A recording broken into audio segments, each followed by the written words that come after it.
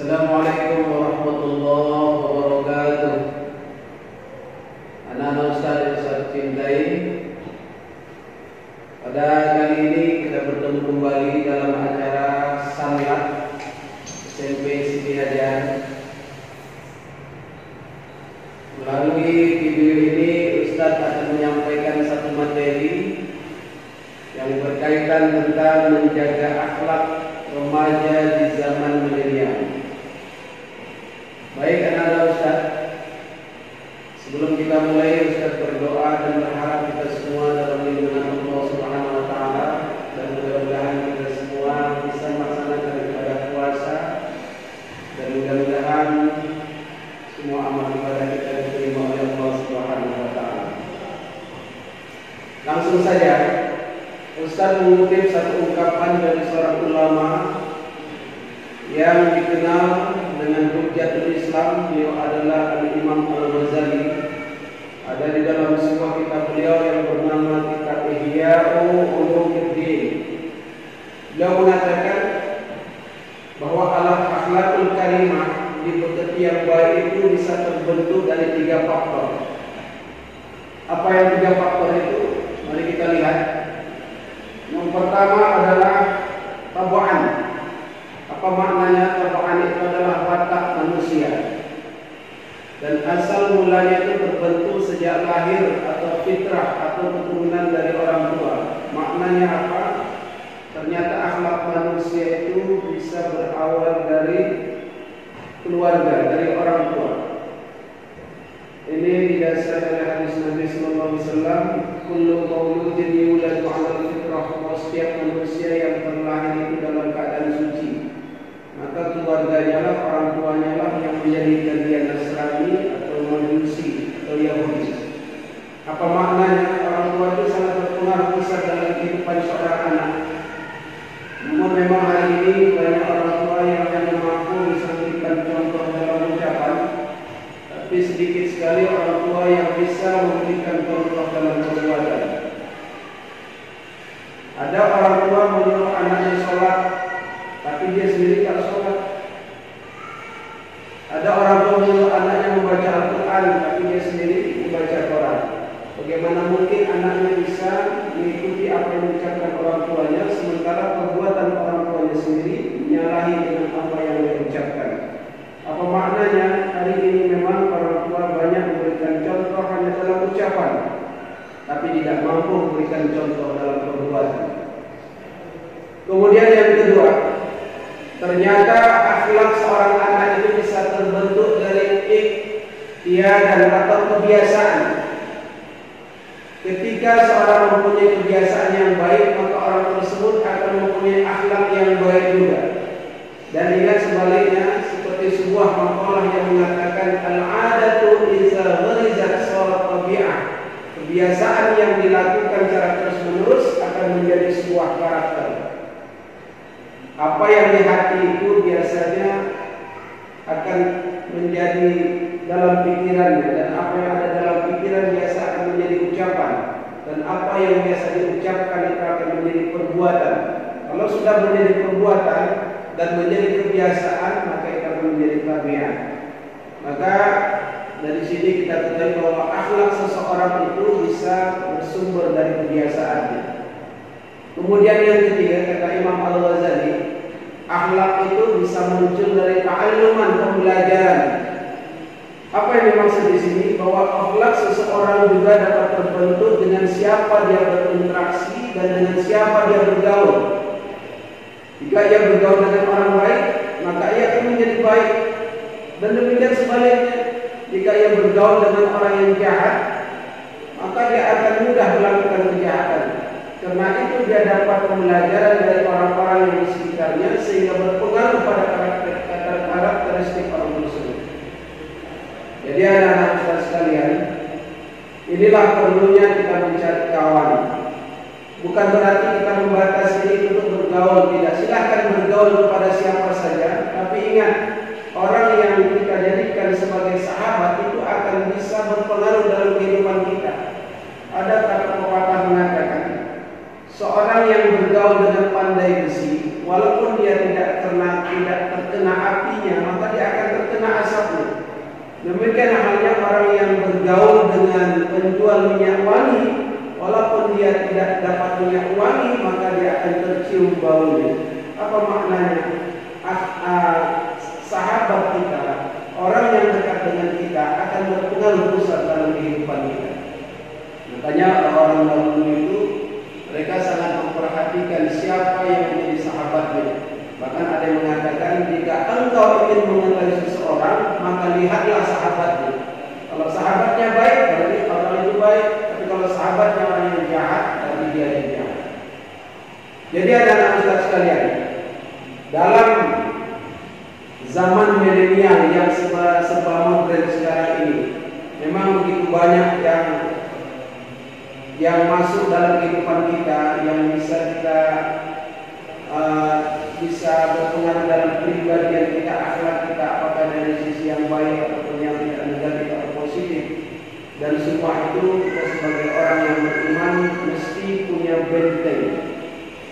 Karena dari benteng inilah kita akan bisa menghindari diri kita dari sesuatu hal yang akan merusak akhlak kita. Di sini saya Ustaz mengutip ungkapan seorang ulama yang bernama Syekh Ahmad Ahmad, bahwa ternyata kita orang yang beriman ini, khususnya anak-anak remaja sekarang, mesti punya benteng. Kenapa perlu benteng? Karena benteng itu adalah ibarat bangunan yang kokoh, yang kita bisa berlindung dari segala serangan musuh apapun bentuknya. Benteng yang dimaksud di sini adalah yang pertama itu adalah masjid. Masjid ini adalah benteng utama bagi orang yang beriman, siapapun dia. Remajakah dia, yang tuakah dia, laki-laki kah dia, perempuan kah dia, maka jangan pernah kita jauh daripada masjid. Kenapa demikian? Karena Rasulullah pun yang perhatiannya kepada masjid itu luar biasa. Maka orang beriman jangan pernah jauh dari masjid. Ada orang yang mampu pergi ke luar negeri, Singapura, Malaysia dan sebagainya, tapi masjid di depan rumahnya tidak mampu dia datangi. Sehingga muncul ungkapan betapa jauhnya orang untuk melangkahkan kakinya ke masjid. Sulitnya orang untuk melangkahkan kaki ke masjid. Kenapa? Karena memang berat untuk pergi ke masjid dan tidak semua orang bisa melangkahkan kakinya ke masjid. Kalau kita membaca sejarah, zaman Rasulullah itu 13 tahun Nabi kita di Mekah, memang tidak ada satu masjid pun yang dia bangun. Kenapa? Karena memang kondisi umat Islam saat itu diintimidasi, boikot dan sebagainya. Bahkan jangankan membangun masjid, sholat berjamaah pun tidak ada ketika itu. Tapi coba lihat ketika Nabi kita hijrah ke Madinah, hari Senin, malam Senin Nabi kita hijrah, kemudian sampai di satu tempat yang bernama Kuba juga hari Senin. Nah, yang pertama sekali beliau bangun itu tiada lain adalah masjid. Itulah yang kita kenal dengan Masjid Kuba. Bahkan di sini Rasulullah menginformasikan kepada kita, siapapun yang bersuci, berwudu dari rumahnya, dari hotelnya, kemudian dia pergi menuju Masjid Kuba dan kita sholat sunnah 2 rakaat di sana, maka kita bisa mendapatkan pahala umrah. Itu luar biasanya perhatian Nabi kepada masjid. Kemudian di hari Senin, Selasa sampai Jumat Nabi baru bertolak ke Madinah atau Yasrib ketika itu, sampai di satu tempat yang bernama Kampung Bani Salim, dan disinilah turun perintah salat Jumat yang pertama sekali. Dan disinilah Nabi kita salat Jumat pertama sekali dengan para sahabat. Dan di sini juga dibangun satu masjid, itulah yang kita kenal dengan Masjid Jumat. Nah, kemudian Nabi bergerak sampai ke Yasrib kota Madinah, dan di sini juga Nabi membangun satu masjid yang kita kenal dengan Masjid Nabawi. Bayangkan, dalam waktu yang begitu singkat Nabi membangun masjid. Itu maknanya apa? Bahwa masjid itu luar biasa. Inilah benteng orang beriman. Maka hari ini anak-anak remaja di zaman milenial ini jangan pernah kita jauh dari masjid. Jangan pernah kita jauh dari masjid. Dekati masjid kalau kita ingin selamat. Hari ini karena banyaknya berbagai media dan sebagainya, sampai kita sulit membedakan mana yang benar, mana yang salah.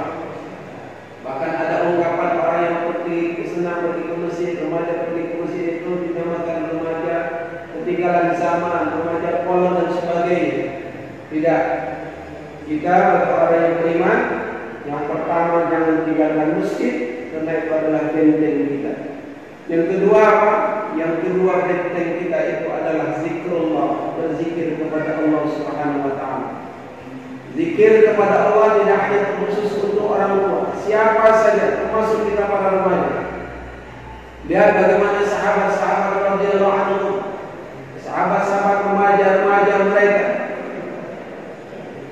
zikir kepada Allah sampai pernah satu ketika Nabi kita memberikan nasihat kepada seorang sahabat yang bernama Mu'az bin Jabal. Apa kata beliau? Ya Mu'az, jangan kau tinggalkan doa ini setelah kau selesai sholat. Ini pesan Nabi kepada Mu'az, sebenarnya juga pesan kepada kita semua. Apa itu yang tiga hal itu? Yang pertama kata Nabi, pesan beliau cuma satu, hanya satu. Pesan Nabi kepada Mu'az, jangan kau tinggalkan doa ini setelah kau selesai sholat. Apa itu doanya? Allahumma a'inni ala zikrika wa syukrika wa husni ibadatika. Ya Allah, bimbing aku untuk senantiasa mampu berzikir kepadamu, untuk senantiasa menjadi hamba yang pandai bersyukur, dan kemudian membaguskan amal ibadahmu. Apa maknanya untuk berzikir kepada Allah, untuk menjadi orang yang bersyukur, dan untuk membaguskan amal, tidak lain kecuali dengan bantuan Allah Subhanahu wa taala. Kemudian yang terakhir yang ingin saya sampaikan dalam pertemuan kita kali ini, jangan pernah kita semua jauh dari bimbingan Al-Quran. Jangan pernah kita tinggalkan Al-Quran, siapapun kita. Sebagai kita orang beriman, maka dekatlah dengan Al-Quran, senantiasa bacalah Al-Quran. Karena salah satu yang akan menerangi kita, apalagi di zaman sekarang, di zaman yang banyak fitnah ini, kita perlu cahaya untuk membedakan mana yang hak dan mana yang batil. Cahaya itu tidak lain kecuali cahaya Al-Quranul Karim. Ada orang yang di rumahnya tersimpan Al-Quran, tapi hanya tersimpan, tapi dia sendiri tidak pernah menyentuh Al-Quran itu. Ada orang yang setiap hari dia pergi ke masjid, dia melihat Al-Quran ada tersimpan di dinding masjid, tapi tak pernah sekalipun dia sentuh Al-Quran. Kalau kita mengatakan kita cinta Nabi kita cinta Al-Quran, jangan pernah kita meninggalkan Al-Quranul Karim. Ada orang barat, artinya para ilmuwan barat mengatakan, orang Islam itu kejayaannya tidak akan pulih kembali kepada mereka. Ini pengakuan mereka. Kejayaan umat Islam tidak akan mungkin pulih kembali kepada mereka sebelum mereka kembali kepada pimpinan Al-Quran dan Sunnah. Karena semuanya ada dalam Al-Quran. Semua bidang ilmu itu ada dalam Al-Quran. Sampai orang-orang pintar barat mengatakan seperti itu. Islam ini tidak akan pulih kembali kejayaan mereka sebelum mereka kembali kepada pimpinan Al-Quran. Bayangkan Utsman bin Affan, beliau menghatamkan Al-Quran itu dalam satu rakaat salat witir. Imam Syafi'i yang kita kenal dalam mazhab Syafi'i, beliau bisa menghatamkan Al-Quran setiap harinya satu kali khatam. Dan kalau sudah bertemu Ramadan seperti ini, beliau bisa menghatamkan Al-Quran itu satu hari 2 kali khatam Al-Quran. Bayangkan, Imam Ahmad bin Hanbal dalam sejarah, beliau setiap malamnya melakukan ibadah sholat sunnah tidak kurang 300 rakaat banyak. Cintanya mereka dengan Al-Quran.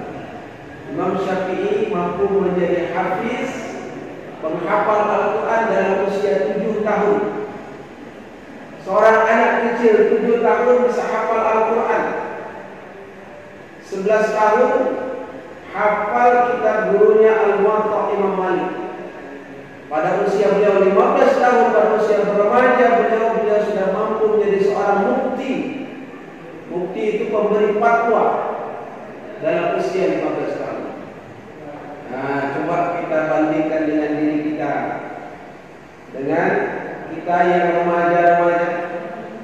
Dalam usia kita sampai saat ini sudah berapa kali kita hatam Al-Quran? Kita mengatakan cinta kepada Nabi, kita mengatakan hamba Allah. Tapi coba tanya berapa kali kita sudah hatam Al-Quran? Atau selama Ramadan ini, jangan-jangan kita belum menyentuh Al-Quranul Karim. Karena itu, umat Islam khususnya kita orang-orang yang beriman, jangan pernah jauh dari pimpinan Al-Quranul Karim. Kita tahu Al-Quran adalah pimpinan kita, penerang hidup kita. Tapi bagaimana mungkin kita jauh dari Al-Quran? Selama ini kita bisa membedakan warna putih, hitam dan sebagainya. Atau di rumah kita bisa membedakan mana pintu, jendela dan sebagainya. Itu karena ada cahaya lampu yang menerangi. Bayangkan kalau tidak ada cahaya, maka kita tidak akan bisa membedakan mana warna putih, hitam dan sebagainya. Demikianlah hidup kita tidak akan bisa membedakan mana yang hak, mana yang batil, mana yang benar dan mana yang salah, mana yang pantas kita ikuti dan mana yang tidak pantas kita ikuti. Semua itu akan harus dan pasti membutuhkan cahaya untuk membedakan itu semua. Dan cahaya itu tidak lain adalah cahaya Al-Quran. Karena itu jangan pernah kita jauh dari pimpinan Al-Quran. Anak-anak Ustaz yang Ustaz cintai, dimanapun kita berada, maka mudah-mudahan video singkat ini bisa memberikan pemahaman kepada kita bagaimana kita menghadapi masa sekarang ini, apa yang harus kita persiapkan. Jangan sampai kita terperosok pada pergaulan-pergaulan yang justru akan menjauhkan kita dari agama kita. Terima kasih atas segala perhatian. Mohon maaf ada segala kekurangan. Dan kemudian juga Ustaz memberikan 3 pertanyaan di sini. Silakan anak Ustaz kerjakan. Yang pertama, apakah yang dimaksud dengan zaman milenial itu? Yang kedua, bagaimana pembentukan akhlakul karimah menurut Imam Al-Ghazali? Dan yang ketiga, apa yang harus kita persiapkan agar kita bisa terhindar dari pengaruh hidup di zaman milenial ini? Mudah-mudahan video singkat ini bisa bermanfaat kepada kita semua. Dan mudah-mudahan sanlat kita kali ini tidak mengurangi semangat seperti biasa yang kita lakukan di Ramadan yang lalu. Dan mudah-mudahan wabah ini bisa segera berakhir. Mudah-mudahan wabah ini bisa segera berakhir. Saya yakin doa kita semua akan dijawab oleh Allah SWT.